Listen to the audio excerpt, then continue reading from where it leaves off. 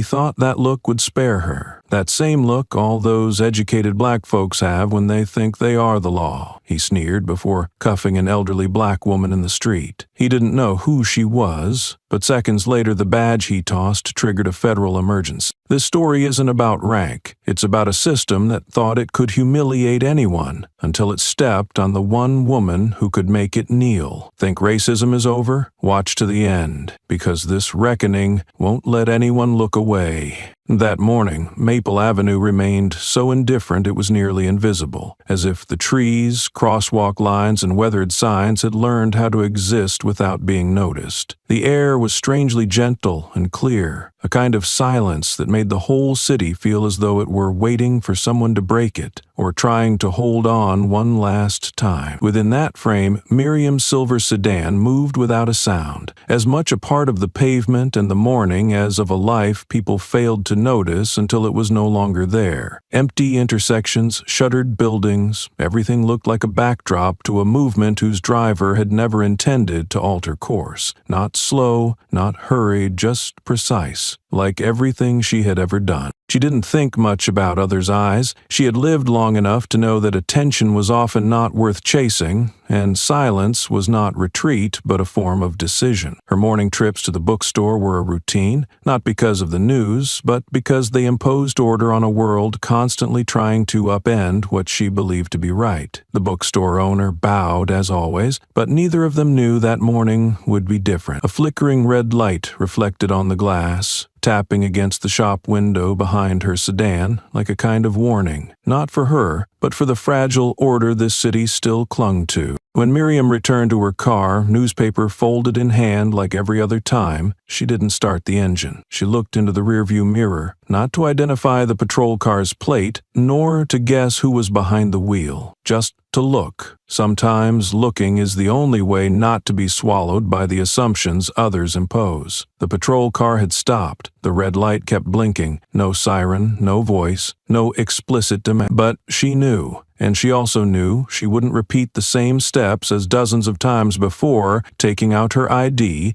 stating her name, explaining her reason. This time, she would let them hear themselves. At that same moment, a few blocks away, Darren Locke leaned back in the old swivel chair at the district precinct. The wall behind him was covered in notes from petty arrests, behavior check charts, and a fading marker line that read, "Don't overlook what's unusual." That was what Locke always remembered. But unusual, in his mind, wasn't behavior, it was posture. It was the way a middle-aged black woman sat behind the wheel with indifference. Not confused, not avoiding eye contact, not trying to shrink. That was what made him feel challenged, even when no one said a word. And that was what made him key the mic without hesitation, saying, "I'm checking out that silver car." He didn't need evidence, because what itched wasn't in any statute. It lived in a kind of instinct shaped by years of unchecked authority. "Too relaxed a posture for a workday morning," he muttered like a joke, but the tone was hard. Central Dispatch didn't reply. He didn't need confirmation. The fact that he switched on the lights before merging into traffic said enough. To him, people like Miriam were always an unresolved question, and he always believed he had the right to be the one to end it. The patrol car moved out. Not fast, but just enough to take over an entire lane. Locke adjusted his mirror, straightened his collar, like a ritual before stepping into a role he had played too many times. But this time, the person across from him wasn't a scared teenager or a flustered woman. It was Miriam Cole, someone who chose not to look away, and that, precisely, would turn the performance into a record, and intuition into evidence. Locke turned on the red light atop the vehicle, the flickering flash more a warning signal than a safety reminder. The siren gave off a single short wail, enough to compel, not enough to cause alarm. The intersection ahead was still deserted, the streetlight casting patches of light and shadow across the pavement, making the scene feel all the more suffocating. The silver sedan rolled forward a few meters as if there were no urgency, then slowly pulled to the right shoulder near a shuttered corner store. Every movement was precise to the point of coldness, no signs of hurry, no hint of hesitation. But that exact smoothness made Locke narrow his eyes. as if the fluidity itself suggested something off. He leaned forward, adjusted the rearview mirror, then turned his head and spoke into the familiar loudspeaker, like reminding himself to stay in character, requesting the sedan ahead to pull over. The driver must comply immediately. The sedan's left tire tapped the edge of the curb, the car stopping as if it had done this far too many times before. The engine shut down after a few seconds, the red brake lights lingering briefly before fading. No doors opened, no interior lights flicked on, and no signs of confusion or urgency were often seen in people pulled over by police. Miriam Cole had stopped the car. She didn't turn her head, didn't shift her posture, didn't scan her surroundings. She just sat still inside the vehicle, as if it were the only space left that could hold silence in a city that never truly sleeps. Alone, in the quiet core of the street, she waited for an officer approaching with the intent he believed was control, unaware that what he was about to do would leave a mark on his career that would never fade. Miriam pulled over as instructed, her hands resting lightly on the steering wheel, the moment oddly familiar, as if she'd lived through it many times, but never like this. She turned off the engine, adjusted the mirror, and then slowly turned her head. Through the glass, the officer's figure approached, his shadow stretching across the road, black shoes hitting the asphalt with heavy steps, as if each one was meant to assert authority. He stopped at her window, knocking 3 dry times with his knuckle. No greeting, no introduction. Every action was quick, clipped, and overly authoritative. "What's your name? Where are you going at this hour?" His voice was sharp as a blade, the tone not attempting to hide his stance. Miriam lowered the window just enough to see clearly without exposing too much. Her eyes stayed calm, neither avoiding nor confronting. She replied, "I'm an American. I have the right to move." Just 6 words, but they landed like a blow, making Locke raise an eyebrow. He leaned back slightly, as if hearing something that offended the power structure he believed was untouchable. "You think that old-school talk earns my respect?" he scoffed. Miriam's tone did not change. "I don't need your respect. I need you to remember this country has laws." It wasn't resistance. It was a reminder, and because it carried no strain or provocation, it irritated Locke more. He took half a step back, his eyes flicking side to side, checking for witnesses. Then he pulled out his notepad, scribbling quickly, as if it didn't matter what he was writing. He clicked his radio, pressing the button slowly, deliberately, requesting backup at Maple Avenue, subject showing signs of non-compliance. His voice wasn't loud, not urgent, but each word felt like scaffolding for a decision already made. Inside the car, Miriam remained still, hands on her lap, eyes fixed forward. No unnecessary movements, no glancing at the dash cam or the mirror. It wasn't detachment, and certainly not submission. It was the presence of someone who knew they were being scrutinized, but refused to shrink under it. Locke took a long breath, hand still near the flashlight on his belt, then opened the door. "I need to search your vehicle." Miriam didn't respond with a question or protest. She simply opened the door, stepped out, and stood upright, as though emerging from a courtroom,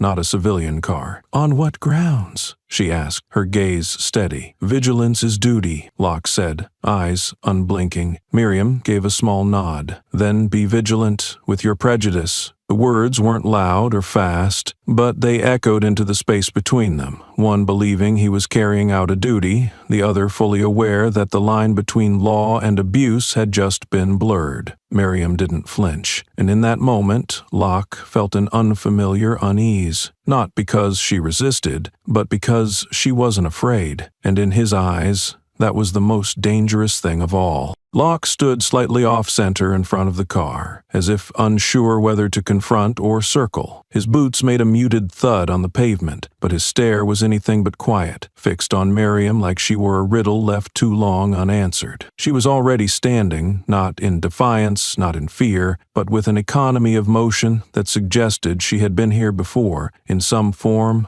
at some point, under some other sky. Her arms hung at her sides, loose but ready. Her shoulders were level, not squared in aggression nor slouched in surrender, and her eyes, steadfast, unblinking, held a stillness Locke couldn't penetrate. It wasn't arrogance. It was a calm that neither asked for an explanation nor offered one. That calm unsettled him more than shouting ever could. He shifted his weight, uncomfortable in his stance. A mutter crawled from his throat. Old folks thinking they've got privileges. The phrase hung limp in the air before he barked louder, sharper. Hands behind your back. Miriam didn't flinch. Her arms, after a pause long enough to register resistance but short enough to remain within the law, began to rise and arc behind her. The movement was slow, deliberate, like the lowering of a curtain that refused to rush. Locke, now irritated, watched her spine stay impossibly upright, like a flagpole in a storm refusing to bend. It wasn't pride he saw, it was permanence. It made him feel small, powerless even, as if somehow she was writing him into her memory rather than the other way around. The wind stirred the maple trees along the sidewalk, and for a moment the leaves murmured with a kind of soft warning, brushing each other like uneasy whispers. The street was no longer empty. People had begun to gather in the periphery, too distant to intervene, too present to ignore. A man with a shopping bag paused mid-step. A teenage girl stopped pedaling her bike, one foot hovering above the ground, breath caught somewhere between caution and confusion. Locke reached for the cuffs. The metal clinked against his belt before snapping into his palm. He moved behind her, not briskly, not forcefully, but with the hesitation unfamiliar to him. When the cuffs latched, there was no struggle, only the cold of the steel meeting the warmth of a woman who had known worse. And in that contact, something inside him recoiled. Her stillness didn't yield, it judged. Just a few feet away, a younger officer shifted on his heels. His voice, when it came, was soft but audible, like conscience testing its vocal cords. "Sir, you sure? She's elderly?" He didn't say it with protest, but with the weariness of someone realizing they were watching the wrong scene unfold. Locke spun, teeth clenched, the pulse in his temple now visible. "You think that look means she gets a pass?" he snapped, pointing a rigid finger toward Miriam. "Same damn look those black intellectuals wear when they think they are the law." The young officer blinked and looked away. He didn't move, but the distance between him and Locke had grown, not in steps, but in clarity. Miriam's voice rose, not in volume, but in gravity. "I am not the law," she said, eyes still fixed forward, "but I've seen it bent too many times to trust who's holding the scale." Her words didn't echo, but they settled, deep and firm like the foundation of a house long built. Each syllable pulled at something in the air, something old, something tired of being ignored. Locke didn't answer, couldn't. He leaned in, breath audible, words meant to sting rather than convince. "You ought to know when to quit. At your age, stirring trouble doesn't win sympathy,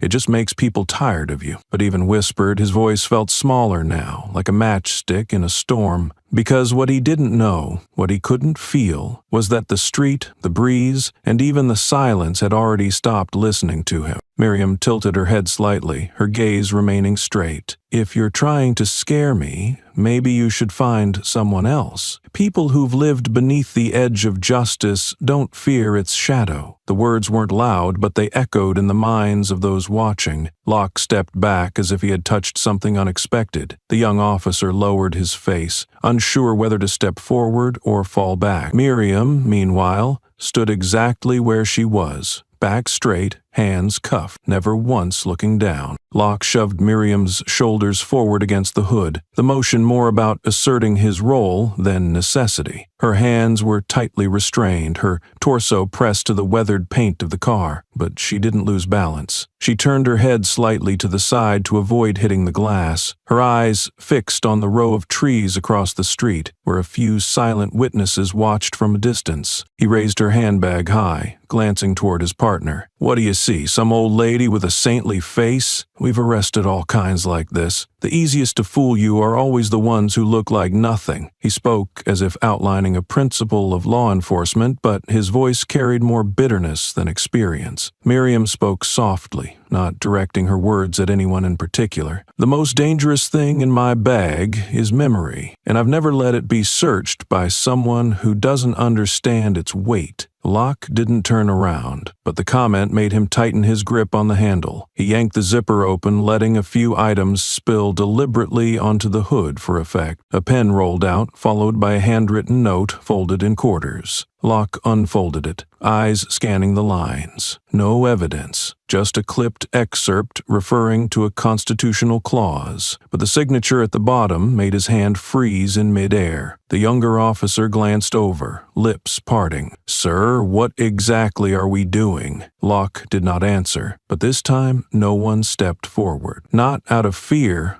but because in the middle of a familiar act, everyone suddenly sensed they were crossing into territory that should never be theirs to command. Only a few minutes had passed since the bag was searched, yet across the street, eyes from the nearby houses all began to focus on a single spot. The usual sounds of cars and birds at the intersection were fading into a thick, uneasy silence. Small shops opened early nearby, cafe workers stopped wiping tables, and customers inside froze with their cups in hand. They couldn't hear every word between the officer and the older woman held at the front of the car, but they didn't need sound to know what they were seeing wasn't right. The first to slow down was a delivery worker, still holding a cardboard box. Then a woman walking her dog came to a halt, gripping the leash tightly as she took in the scene. Miriam remained held against the front of the vehicle, hands cuffed behind her, shoulders squared, head never lowered. Her face didn't beg, but the fatigue showed, like someone who had stood still too long in moments others just passed by. A young woman pulled her phone from her coat pocket, raised it, and started recording. Locke spun around instantly, shouting, "Put it down! Anyone recording will be arrested for obstructing an officer." His voice was sharp as steel, but it didn't make anyone back off. 2 or 3 more people pulled out their phones. No one spoke, no one yelled. In the thickening air, silence became the loudest form of resistance. Locke's eyes darted, lips pressed tight, pupils twitching in rhythm. He looked to the younger officer nearby, commanding with his stare. But the man stood still, one hand on the radio, neither advancing nor retreating. Miriam didn't turn around. She simply looked ahead at the growing crowd by the crosswalk. No one knew who she was, but what was being done to her was too clear to ignore. Someone raised a hand to shield a phone from the sun, trying to hold a steady frame. A middle-aged woman whispered, "Why is she in cuffs?" No one replied. The calm of a city morning had taken on the taste of metal and misplaced power. And in every phone capturing the moment, there was no sound clearer than the fact that no one knew how far this would go, only that it had already gone too far. Wind began to shift across Maple Avenue, as if the air itself sensed something was about to fall out of order. Miriam remained still at the front of the vehicle, hands cuffed behind her back, posture unshaken. To passers-by, the image was unsettling. An elderly woman, restrained without resistance or protest, standing upright in silence, yet somehow commanding an invisible gravity that kept the block from resuming its rhythm. Locke turned toward the young officer beside him and barked, "What are you waiting for? Search her bag, see if anything's off." His voice had lost the firm edge from earlier, now sounding harsher in its uncertainty. The young officer hesitated, offering, "Sir, maybe that's not necessary anymore." But Locke cut him off. "Her purse is on the hood. Do it." Miriam said nothing. Locke shoved the officer aside and yanked the zipper open himself, as if a criminal truth might leap out. A notebook,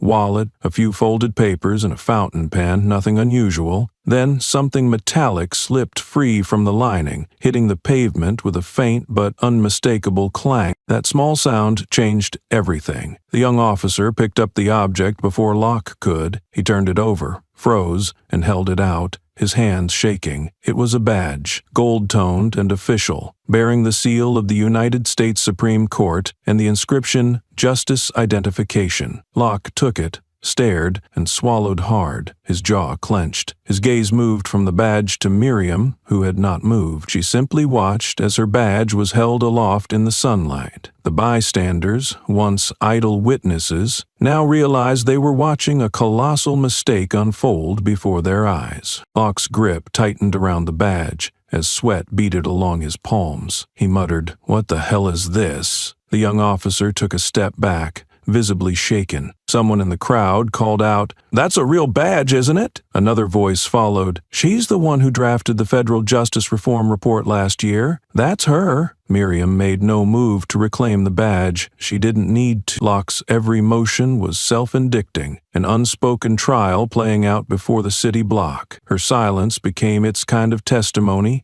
steady, damning, impossible to ignore. Locke refused to let go. Holding up the badge, he turned toward the young officer and hissed through clenched teeth, "You think this is real? Does she look like someone from the Supreme Court to you?" His voice cracked, not with disbelief, but with something closer to fear, and Miriam still stood there, dignified even in restraint, while the crowd around them understood what Locke could not. This wasn't just a mistake. It was the stupidest moment of his life, and no amount of shouting could undo what had already been seen. He turned to the crowd, his voice starting to falter. "Fake, all of it. Anyone can make a badge like that, gold-pressed paper, bold lettering, and you all believe it without question?" His hand shook as he flung the badge back onto the hood. Miriam still didn't move. She looked at him like she was watching a child scream to cover a mistake. "I'll verify this," Locke shouted, forcing each word. "And if it's fake,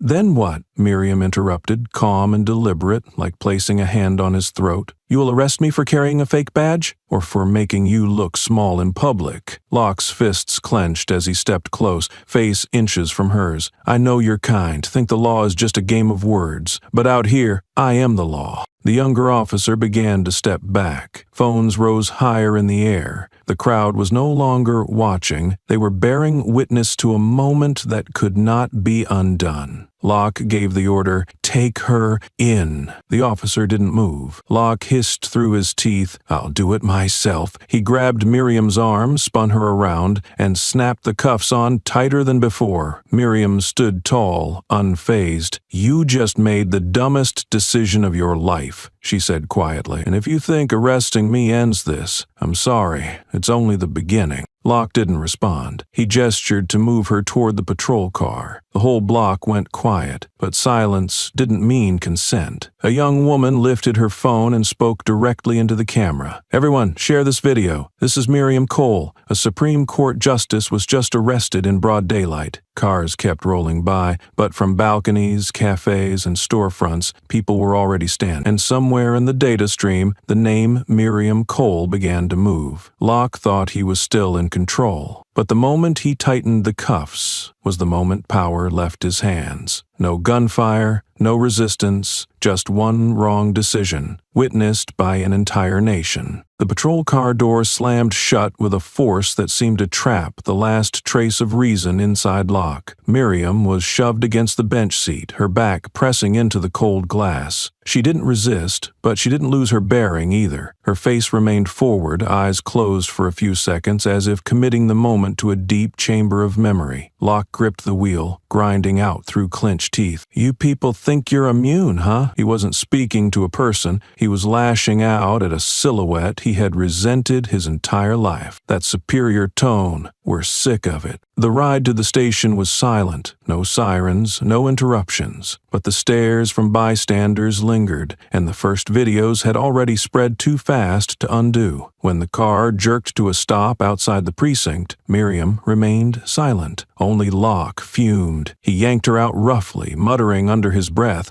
as though battling a universe that had turned against him. Inside the station's waiting area, Miriam was handcuffed to a cold metal chair, the same one used for shoplifters and assault suspects. Locke placed her purse on the table like it was a weapon, then sat across from her and began pulling items out, one by one, desperate to find something to justify his mistake. "Let's see what you're hiding," he growled. "Fake credentials, lawsuits, retirement awards?" Miriam looked at him and delivered a single sentence with precision, the tone slicing straight into his fragile pride. "You're digging your own grave, and I'll be right here to watch you bury yourself." The air in the room dropped. A young female officer stationed nearby wavered between the two of them, then stepped forward and whispered cautiously, "Sir, I think we got the wrong person." Locke spun around, his face warping momentarily before spitting out each word like a blade. "I didn't get it wrong. I never get it wrong. It's people like you who make this department weak." His words struck more than one person.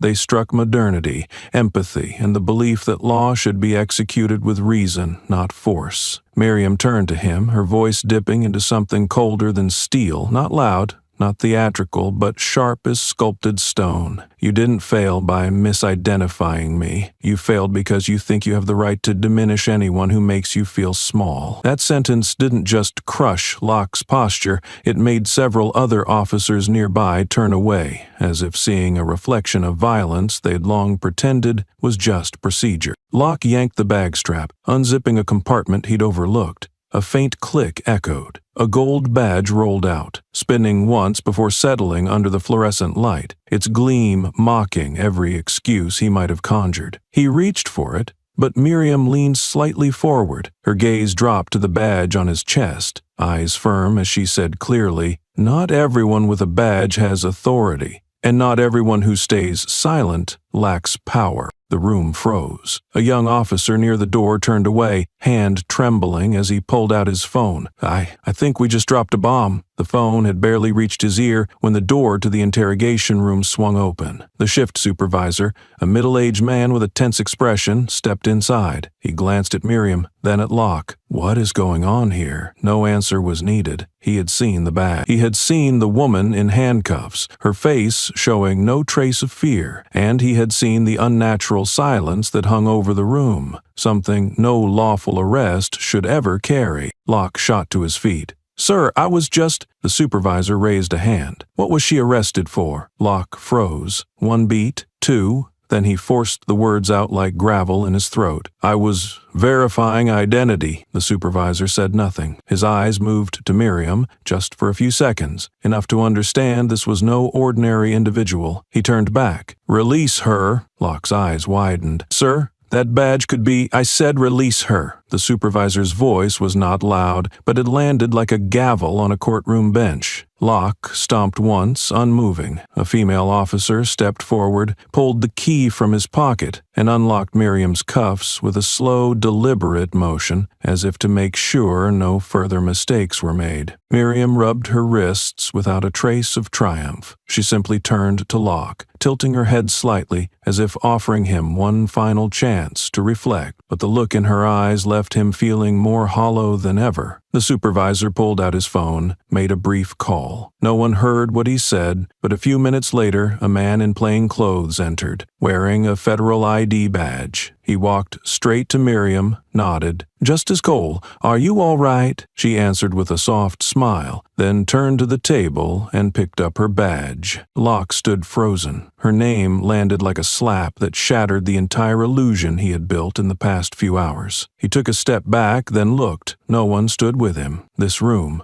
just minutes ago his battleground, had become the courtroom of his silent reckoning. The supervisor lowered his voice to the federal agent. "We didn't realize. He acted before." "Doesn't matter," the agent replied, "because everything has been recorded." He turned to Miriam. "The car is waiting outside. Would you like an escort now?" She nodded, but before leaving she paused for one last moment. Miriam looked at Locke, not with anger, not with hatred, just like someone who had stood in the places where light was choked out and knew exactly what comes for those who believe they can erase another person's identity. "Some will say it was just a procedural mistake, that you were under pressure. But I won't say that," she said, "because if I forgive you, it means I accept the way you looked at me, not as a person, but as an extra blot in the system." Then she turned away. The others stepped aside, and in that moment no one dared to breathe. The door closed behind her, but the echo of every word she said clung to the air, like the burnt smell of an explosion everyone saw, but no one dared to name. Only 32 seconds. The clip began with Miriam's arms being twisted behind her back, the shiny cuffs clamped around her frail wrists. Locke, standing beside her, yanked her purse and smirked like he had just conquered something monumental. In that frame, she simply watched, silently. But that silence, paired with Miriam's unreadable expression, was what ignited the footage. In less than 4 hours, it surpassed 3 million views. One tweet topped every trending thread. If skin color can make even a judge treated like trash, then who among us is the law protecting? The video spread like oil on water. Evening broadcasts went into alert mode. Those who had remained silent began to speak. Those who had defended law enforcement now hesitated. Somewhere between social media and press briefings, the name Miriam Cole returned to its rightful place, not as a victim, but as a mirror too sharp to ignore. Yet, at the Maple District precinct, Locke still showed up as usual. He walked out the front door in full uniform. Media had already gathered, along with residents holding signs quoting lines from the clip. Locke lifted his chin and passed them like they were a nameless crowd. "Fake news," he said loudly, his voice picked up by 3 local stations. "She didn't identify herself. I followed the procedure." A middle-aged man behind the barricade shouted, "Fake? Then why did she go through that? Because your ego's too small to admit someone else might outrank you?" The remark drew applause from a few, while others aimed their phones at Locke. But he kept walking, as if the world had gone mad and he alone stood firm. Behind him, however, the gazes had shifted. Among his former colleagues, a few began to falter, not because of the clip, but because he was still allowed to wear that uniform. In that air strung tight as wire, arrogance ceased to be a stance. It became a defiance against the very symbol pinned to his chest. And to many, that crossed a line. A small group of young people, unaffiliated, without banners, started gathering outside the station each afternoon. They didn't chant, didn't provoke. They simply held signs bearing 4 words, "We saw it too." That silence drew the press back. A national network sent a crew. One journalist questioned local officials, "Why is it that citizens can see what the justice system pretends not to?" Miriam responded to no calls from reporters, but the next morning a quiet email was sent from her official address. The recipient was a veteran journalist known for covering systemic injustice and law. The subject line read simply, "Regarding the incident in Maple." The body contained no explanation, no evidence, just 4 words. He said enough himself. The first reaction did not come from mainstream media. It came from those who had once stood on the other side. A video clip surfaced on social media later that evening. The man in the video was Malik Rayford, a veteran officer who had served 20 years in the same district. His voice didn't shake, but his eyes looked straight into the camera with an unease he didn't try to hide. "I used to think I wasn't prejudiced. I used to think I was just following procedure. But when I watched that clip, I saw myself in Locke's eyes, and I felt disgusted."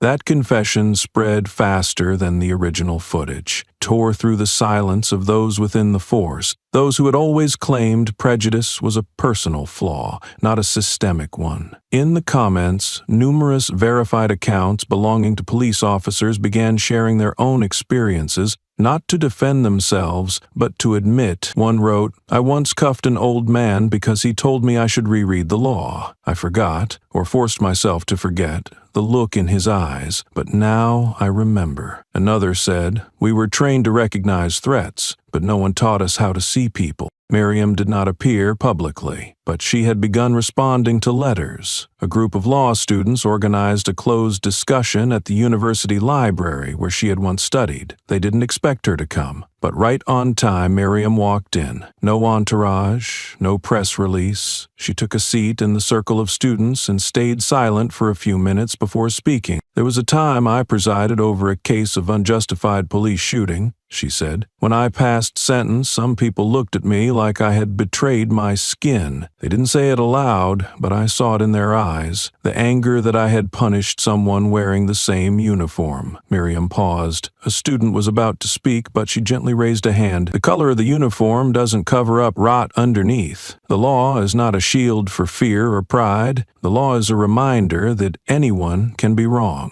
including those in uniform." The room held its breath. A young woman stared at Miriam, then whispered, her voice like a vow, "She is the law when the law is humiliated." That sentence was never captured in any official video, but everyone present remembered it clearly, and from those words an unofficial motto began to spread through the younger legal community: "We study so we don't become locked." That morning, the mayor's office received a petition with over 500,000 signatures in less than 48 hours. They all demanded one thing: an immediate investigation and suspension of Officer Darren Locke. Under mounting pressure, an emergency meeting was convened. The police chief was present. The mayor was present, a representative from the State Department of Justice was present, yet Locke had not been summoned. He remained at the precinct, leaning against a wall with his arms folded, wearing the look of someone who believed he was untouched by any of it. Online, a virtual map lit up with hundreds of bright spots. Cities where similar incidents had been quietly dismissed due to lack of evidence or internal handling procedures. The name Miriam Cole became a focal point. A hashtag emerged, "Stand with Miriam," but officials stayed silent, and Miriam, as always, did not march, did not appear in public, did not speak out. She sat at her old wooden desk, reopening case files of civil rights violations she had ruled on over the past 3 decades. Many had no conclusion. Some, she now realized, had been buried by the very people who once tipped their hats to her. In courthouse hallways, amid the worn documents, she paused at one name: Jacob Nielsen, an officer once accused of abusing civilians in 2009. The case had been dismissed for lack of merit, but now, upon review, Miriam saw the approval signature on the file belonged to Darren Locke, then a junior legal aide in the department's internal affairs unit. The pattern wasn't just in misconduct, it was in how the system shielded itself from blame. That afternoon, Miriam sent an email to the Institute for Independent Justice, a nonprofit that investigates abuses of power by law enforcement. She attached a brief note: "He may not be a first-timer. No excess words, no emotion." But the recipient understood. What she had triggered was not a response, but a full excavation. Every old file was now a bone waiting to be unearthed. At the same time, a group of former law students, Miriam's former pupils, began quietly regrouping. They formed no organization, launched no campaign.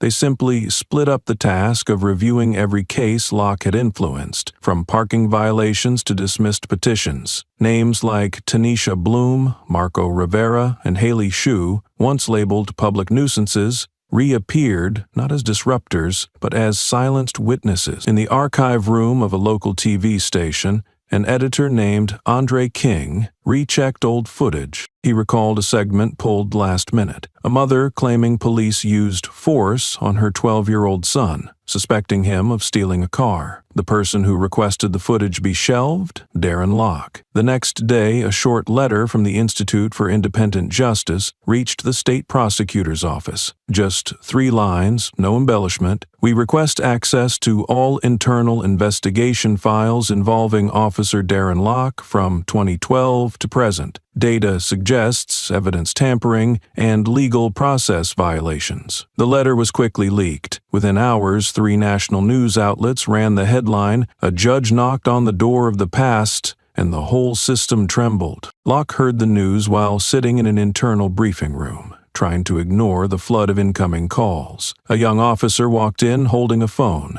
set it gently in front of him without saying a word. On the screen was a clip of an interview with former Judge Thomas Ellison, a man Locke had once publicly accused of being soft on crime. In the video, Ellison said clearly, "I once warned that Darren was not fit for an internal oversight position, not because of his competence, but because he doesn't know fear. A person who isn't afraid of being wrong is dangerous, because he'll believe he can't be." At that same moment, Miriam received a message from the chief counsel of the ACL. It contained only one line: "If you reopen the case, we'll stand with you." For someone else, it might have been a promise, but for Miriam, it was confirmation. The system she had once helped uphold was cracking, and if it had to be pulled back into alignment, she would not do it alone. At a small cafe near City Hall, 4 of her former students gathered. They opened laptops, laid printed files across the table, along with photographs of old citation slips signed by Locke. The same victims' names appeared again and again. They began mapping out incidents that aligned with the periods when Locke had oversight of internal files. There were strange gaps, missing reports, altered document codes, and even entire video files gone. None of it looked isolated anymore. It was beginning to show as a pattern. One of them said quietly, "We're not just exposing a person, we're exposing a type of behavior that's been allowed to thrive." The table went silent. Then someone else flipped open a printout of Miriam's notes, marked with a message, "Dig deep, don't be afraid." At a local radio station, a longtime host gave his take. "Some people ask why she hasn't sued. Why hasn't she gone on TV to call this out? But I don't think she needs to. When someone stays quiet long enough to make others see their wrongdoing, then every word becomes unnecessary." Calls flooded in. A woman sobbed on air, recalling how she had once been verbally assaulted by an officer in the street just for asking why she was being stopped. The officer's name, Darren Locke. As night fell, the Maple Precinct was no longer quiet. Internal affairs investigators began arriving. Several officers were seen carrying boxes of records out through the side entrance. In the hallway, Locke stood staring at a nameplate being taken down. He turned to a subordinate and said dryly, "They think I'm the first?" But this time,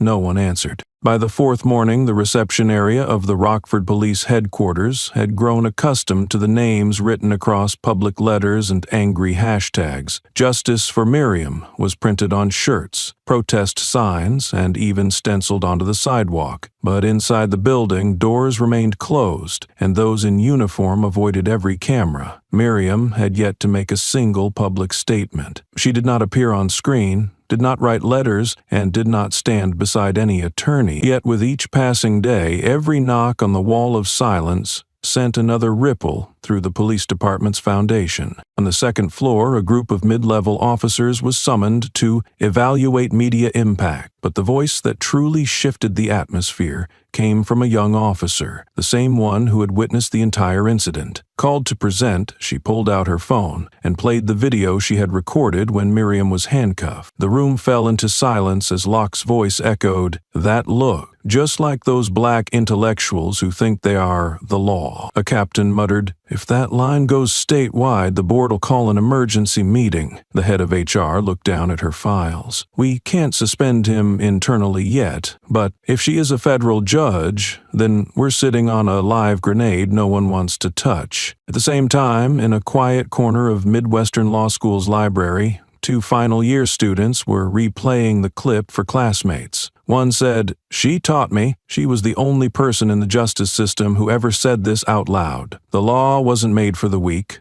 So if we're weak, we must make it serve the truth." Within 40 minutes, the video was uploaded to the school's internal platform and attached to a student legal ethics report, submitted to the State Bar Council. No one had organized it. No one had given orders. But a small system was moving itself to restore Miriam's name. Meanwhile, in a diner just 3 blocks from the state government building, a retired federal investigator named Greg Toland watched the midday news. When Miriam's face appeared, he frowned. 17 years ago, he had worked on a corruption case at the Southern Federal Court, where Miriam had made the final ruling. He remembered clearly how she dismissed the threats of a senator and signed an arrest warrant for a ranking officer. After that, she vanished from the headlines. Now, seeing her treated like a criminal in the street, he muttered, "Someone like her, treated like that?" He stood and called an old colleague. "I think we need to pull the personnel files on Rockford and the last 2 years of skipped internal audits." Inside the headquarters, Locke still used the side entrance, but this time some eyes no longer met his. Anonymous notes began appearing on the police chief's desk. Transfer requests, old complaints once dismissed. A previously reprimanded officer for defending an arrestee slipped a handwritten envelope into the internal mailbox. "I once tried to report how Locke treated people. I have the logs and audio." No one had told them to act, but each piece was starting to find its place. At the same time, in a small office in the basement of the Eastern District Federal Courthouse,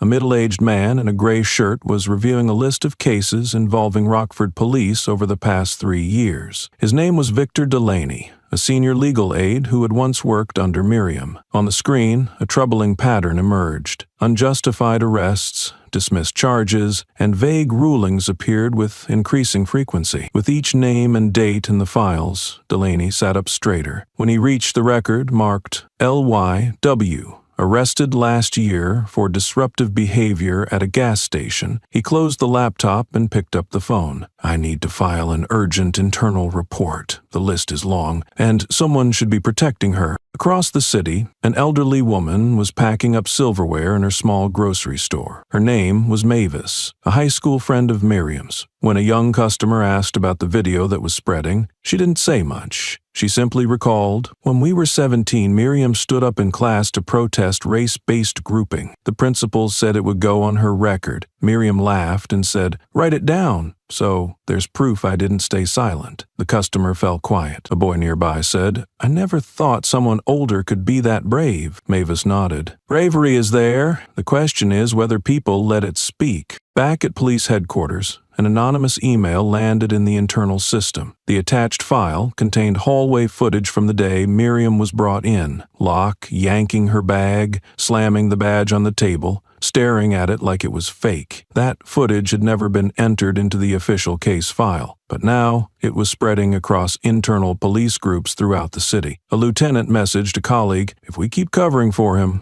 we're all going down together." That same night, in the darkened living room of her home, Miriam sat by the window, a cup of tea in hand. No complaints, no statements. But on the table lay a copy of a subpoena from the State Inspector General's office, asking her to provide all information regarding the arrest. Miriam did not call a lawyer. She handwrote a response in 8 lines, confirming the details, the time, and requesting the hearing be publicly recorded. As she folded the letter, she looked out the window, and the streetlight reflected in her eyes. It was not the look of someone demanding vindication, but of someone prepared to walk through pain, to force the system to face its reflection. On a small forum for retired judges and civil servants, a post titled, "The Return of a Blade That Once Reached the Bone of Power" began to circulate. The first comment came from an anonymous account. "I was once inside the system. I kept my head down, but if that had been my mother, my grandmother, or me in old age, I'd hope someone like her would stand up." The words were plain. But below them, hundreds of responses appeared in agreement, as if everyone had been waiting for someone to speak first, so they could finally believe this wasn't just one person's fight. That morning, the State Ethics Investigation Commission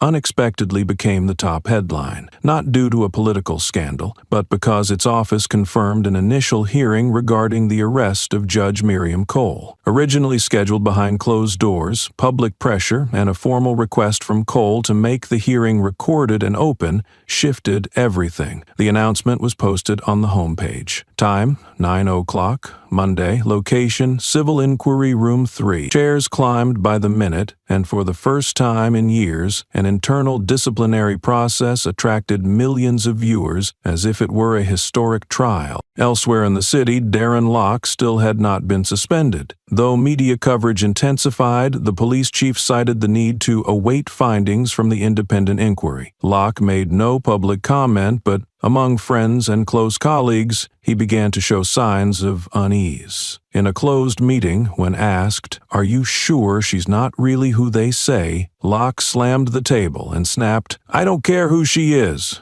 I followed the procedure." No one responded. That silence told him what applause once masked. He was now standing alone in a room that used to cheer when he wrapped things up quickly. Minutes later, an anonymous email landed in the inboxes of several investigative reporters. Attached was a scanned document, Miriam Cole's official appointment to the Supreme Court, bearing a red ink seal and the signature of a former president. An audio clip followed, capturing her voice from a 2017 court session. "A strong legal system can endure the truth, not one that forces truth to bow." The clip wasn't spread on social media, but instead circulated through academic archives, professional forums, and university libraries. It made no noise, but it carved deep into the conscience of the legal world. Even behind closed doors at the state legislature, Miriam Cole's name echoed like a thorn needing removal. A legislator murmured, "If this spirals the wrong way, some committees will have to answer for the funding given to Rockford PD." Another replied, "And if Miriam wins, who will explain the 16 cases she ruled on where police interference was cited as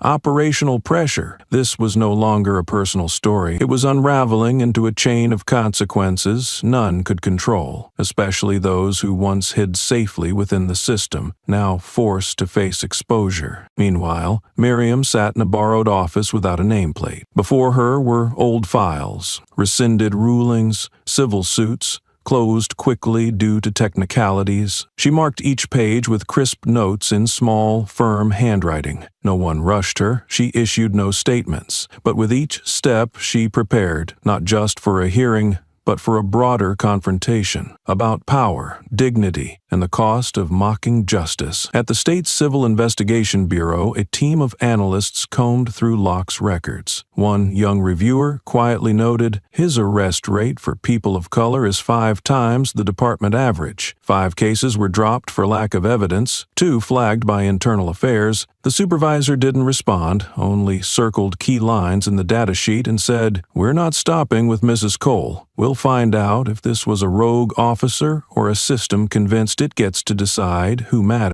Outside, public sentiment was shifting from anger to anticipation. Tweets began changing tone. "I want to see what she does next." Not everyone who's been wronged can respond with such rational strength. In-depth articles about Miriam resurfaced. People discovered that she had written an opinion piece in a law journal back in 1998 titled, "Power is not for retaliation, but to remind others that limits exist." Once overlooked, the piece now served as a touchstone for a new generation learning to resist without becoming reflections of the oppressor. At a law class at Colburn University, the instructor projected an image of Judge Cole in her former seat on the bench, then turned to the students. "If someone who held the highest role in the system can be treated like this, what can we expect for ordinary citizens?" one student asked. "But didn't she choose to stay silent?" The reply came with a sigh. "Silence is one way, but look at how she's using the law to force the law to look at itself. That's a lesson no textbook can teach." Inside the Rockford Police Headquarters, tension stretched tight as a wire. A surprise audit from the state prosecutor's office was announced. All recording devices, duty logs, and arrest records from the past 2 months would be sealed for random review. One officer whispered to a colleague, "I used to think this would blow over, but she's peeling it back layer by layer." The only response was a worried look, because they all knew if someone as prominent as Miriam could be treated that way, then everything they'd once done casually, thinking no one would notice, could now become evidence. Miriam still issued no statement, but in a closed meeting with representatives from a civil rights legal group, she said only, "I don't want an apology. I want a conversation where neither side hides behind badges, titles, or trauma." No one interrupted. The note-taker sat frozen, pen capturing only a few lines before stopping, realizing that part didn't need to be recorded. It would echo through every hearing that followed. The small office where she worked now held a few printed articles, some faxed notes from research institutes, and a stack of handwritten letters from citizens. Among them was a shaky note from an elderly white man in the countryside. "I used to be afraid of people like you because the TV taught me to be. But when I saw you not yelling, not flinching, just standing there with your back straight, I knew I had to relearn how to be a person." Miriam finished reading, folded the letter, and placed it on the shelf. Then she opened a new case file, another arrest made by Locke 2 years ago, involving an Asian American teenager accused of looking at an officer with disrespect. She began to mark the file. Because what was happening now was not the end. It was only the prelude to a testimony that could shake the entire system. That damp mid-month afternoon, with rain yet to fall but the wind already carrying the metallic scent of pressure, Miriam stepped into the archives office at the State Law Academy. No one greeted her, and no water was offered. She set her leather bag on the long table and unrolled a list of over 200 arrests linked to the Rockford Police Department over the past 6 years. No one had asked her to read it, and she had no obligation to revisit it. But for her, every number, every name crossed out for internal security reasons was a map pointing to the rot hidden beneath the paint of justice. The first name she circled was Malik Turner, 16. arrested while riding his bike through a white neighborhood for suspicious behavior. No weapon, no threat, yet held for 8 hours and marked with a criminal record. Beside his name was the messy signature, D. Locke. Miriam circled it in red, then traced down 3 other cases, all citing the same vague reasons: non-compliant attitude, sarcastic tone, improper eye contact. These weren't legal terms, but they appeared regularly in the reports. She called a former colleague, now head of the Legal Data Analytics Department. "I need the statistical likelihood of these cases tied to one officer." The voice on the other end responded quickly. "If you're asking, I trust you have a reason. But brace yourself. What you find won't stop at Locke." Miriam didn't flinch. She simply said, "I'm not looking for guilt. I'm looking for repetition, because systems don't collapse from a single crack, but from the same fracture, repeated until it caves." In a cafe near campus, a journalism student flipped through her notebook. She had been the first to post the video of Miriam's arrest. Now, preparing a long-form feature, her editor had warned repeatedly, "No sensationalism. Give readers a reason to believe, not just to be angry." She replayed a voicemail Miriam had sent to the records office, where she stated clearly, "This isn't about me. This is about habits protected by power, and I'm done being patient." At City Hall, a closed emergency meeting was underway. Legal advisors told the mayor if she proved Locke was reported multiple times without consequences, the fallout could implicate every link in his chain of command. Another added, "We could negotiate, offer a private meeting," but the mayor's assistant quietly placed a note on the table. "Miriam Cole has declined all invitations for private discussions." She wrote, "Every word I have to say, I will say in public." The records Miriam compiled began to circulate, not through the press, but via networks of law students, judicial veterans, and civil rights watchdogs. Those who received them said nothing, not from lack of outrage, but because they knew this was not something to scream. It had to be unwrapped, word by word, delivered in the language the system once used to silence others. That night, in a modest apartment in the city's South End, a man named Luther Marks sat silently before his screen. No one remembered his face, but his file was on Miriam's list. 5 years ago, he was arrested mid-rec for walking posture inconsistent with peak hour. At the time, he was hauling freight, exhausted after a shift, unable to respond to the yelling. Police found nothing, still cuffed him and took him in. Afterward, he quit his job, left the city, and has survived on unemployment checks ever since. The accident took place in 1970. Luther had never imagined the day his name would be brought into the light as evidence, instead of a shameful mistake meant to be forgotten. He opened his inbox and found an email from the legal team representing Miriam Cole. It wasn't an invitation, nor a request to testify, just a single sentence. "If you're willing to tell your story, we're ready to listen." He deleted it, then opened his trash folder to read it again. His hands trembled, not from fear, but because memory surged back, the way a single honk had been enough to push a life off course. Meanwhile, at the State Inspector General's office, the walls were now covered in data charts. An internal oversight officer had discovered a repeated pattern, Locke's name appearing far too often in cases of unlawful traffic stops. A young analyst pointed to the board and asked, "Why were none of these warnings ever escalated?" The supervisor stared at the red marks. "Because sometimes the people at the top don't want to see. Or they've been blind for so long, they don't realize they're turning away from the truth." At the annual session between the state judiciary and legislative council, a conservative lawmaker unexpectedly stood up. "I've never agreed with Judge Cole," he said, "but this time I want to hear what she has to say. Not because she's a judge, but because she's doing what we should have done from the start, asking why a person was treated like they had no name."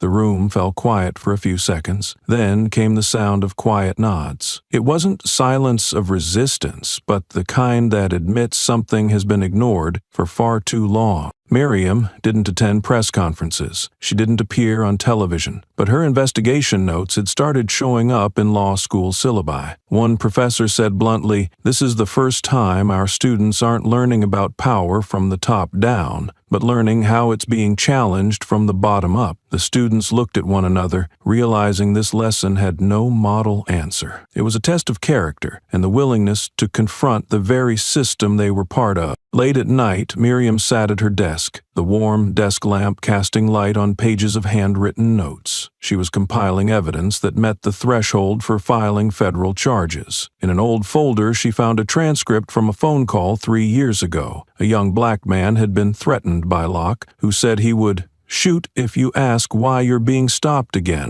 The incident never made the news, and a formal complaint was filed because the young man chose not to escalate. But now, that voice had a chance to be pulled from the shadows. Miriam wrote in her notebook, "Justice doesn't come from rage. It comes from the persistence of exposing what others thought was temporary. Because if temporary repeats long enough, it becomes permanent. And the law, if it does nothing, becomes complicit." On a Monday morning, with no sirens and no official statements, the atmosphere inside the State Department of Justice headquarters felt thick, as if someone had opened a file full of shattered glass and forced everyone to look into it. The Attorney General's office received a petition from a coalition of 36 civil rights organizations, led by the Black Justice Defense League, demanding a full investigation into unjustified arrests made by Officer Darren Locke over the past 8 years. The petition, over 200 pages long, was signed by more than 1,000 individuals, including retired judges,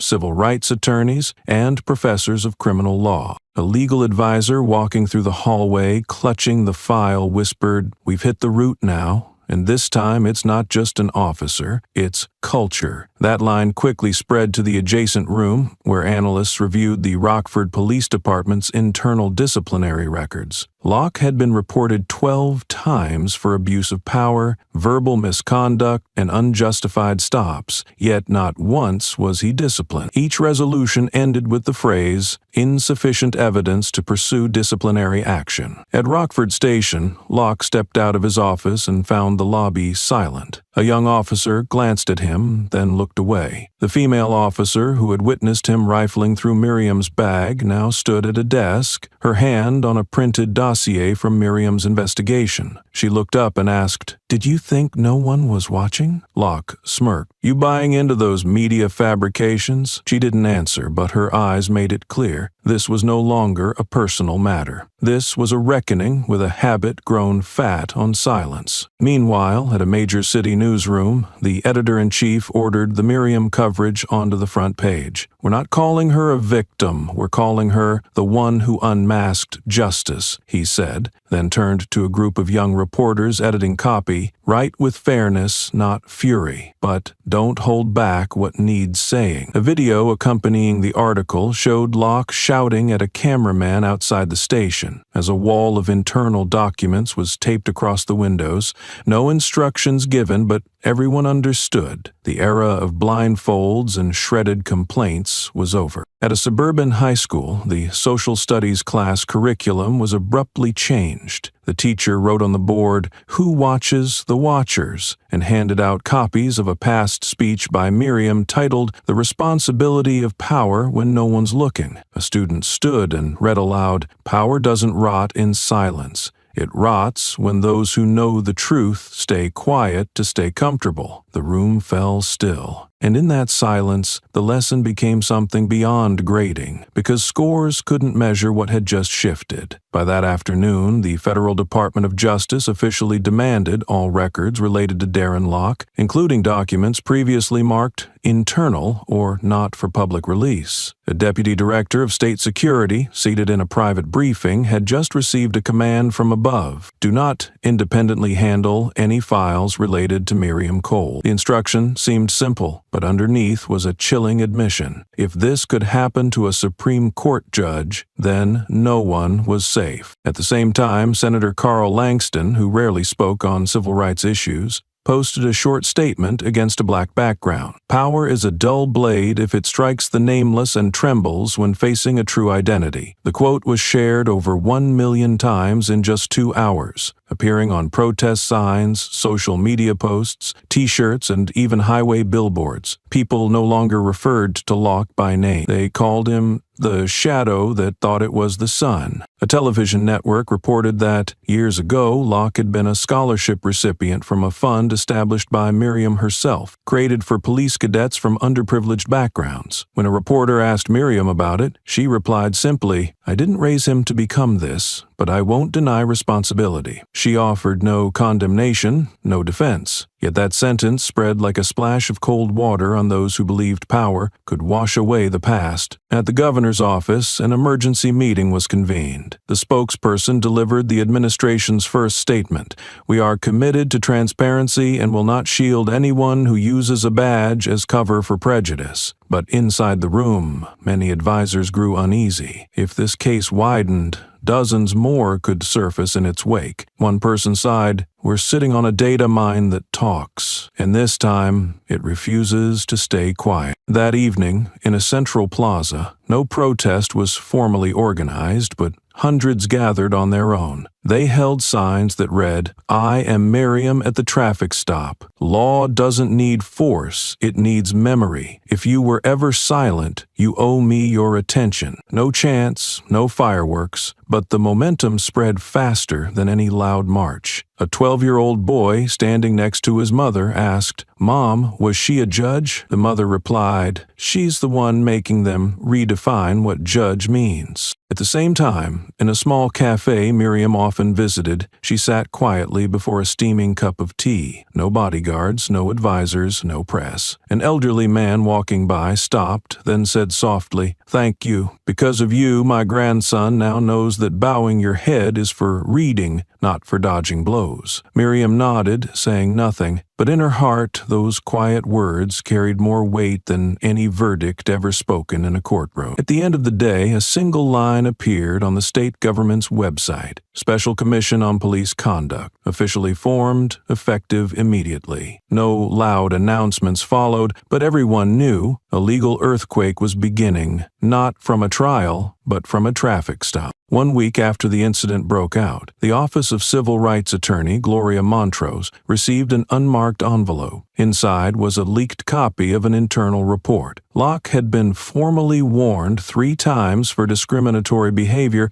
but was never disciplined due to insufficient compelling evidence. Gloria placed the file on her desk, eyes fixed on the signature of the supervising officer, now the deputy chief of the regional police department. She closed the folder and told her assistant, "Pull up the files on all dismissed cases in the past 3 years. Look for Locke's name, and for those who signed off on him." At the same time, Miriam accepted a lunch invitation from an old acquaintance, Raymond Jaffe, a former federal inspector now retired but still deeply connected to the legal world. The lunch took place at a quiet lakeside cafe, unnoticed and unrecorded. He poured tea into a small porcelain cup and said evenly, "Do you know why he hasn't been suspended?" Miriam set her spoon down, eyes narrowing slightly. He continued, "He's protected by a special interest group, but he's not the core. He's just the pawn. If you want to go to the root, don't aim only at him." Meanwhile, on the 3rd floor of a red brick building, a freelance programmer was scanning the city's data security systems. On the screen appeared a list of reports with tampered submission timestamps, most originating from the precinct where Locke had served. A black-and-white video, not found in public records, 8 minutes long, showed Locke interrogating a young black man in the middle of the night, with no clear reason. No warrant. The footage was encrypted under 2 security layers, but he had partially decrypted it. He forwarded it to an encrypted address provided directly by Gloria Montrose. Elsewhere, far from the corridors of power, a group of volunteer law students was sifting through over 40 dismissed lawsuits from the past year. They searched for patterns, the names of officers involved, locations, and those who had validated the reports. After 2 nights, they uncovered something no one wanted to find. Locke's name appeared in a central role in nearly half of the cases. A young student trembled as he pointed to the summary chart. If we can prove the connection, then this isn't just about misconduct. It's an organized cover-up. Meanwhile, Miriam returned to her former office at the federal courthouse for the first time since the incident. She told no one, simply walking into the familiar space, fingers brushing along the wooden chair that had supported countless rulings. On the wall still hung an ink painting sent by a Navajo elder